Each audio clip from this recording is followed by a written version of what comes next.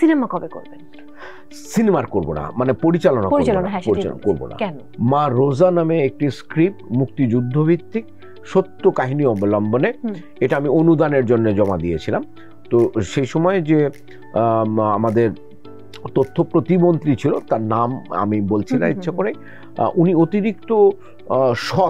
অতিরিক্ত সততা দেখাতে গিয়ে উনি আমার স্ক্রিপ্টটা বাদ দিয়েছে। তার কারণ হচ্ছে আমার স্ক্রিপ্ট রাইটার ছিল হারুনুর রশিদ, এবং হারুনুর রশিদ বাংলাদেশ টেলিভিশনের যিনি ডিজি ছিলেন, ও হচ্ছে আমার বন্ধু। ওকে আমরা গল্পটা বলেছি, ও লিখে দিয়েছে যেহেতু ওর নাম আছে, এবং ওই প্রিভিউ কমিটির একজন মেম্বার আবার হারুন ছিল।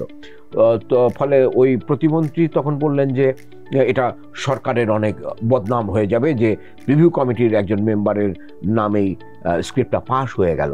তো তখন ওখানে যেনারা ছিলেন আরও মেম্বাররা, তারা বলেছে যে ওখানে তাহলে হারুনের নামটা ফেলে দিয়ে গল্প শহীদুজ্জামান সেলিম, পরিচালনা শহীদুজ্জামান সেলিম, এটা দিলেই তো হয়। কিন্তু উনি রাজি হননি।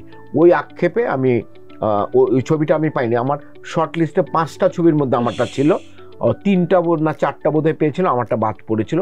ওটা আমার একটা অভিমানের জায়গা আছে।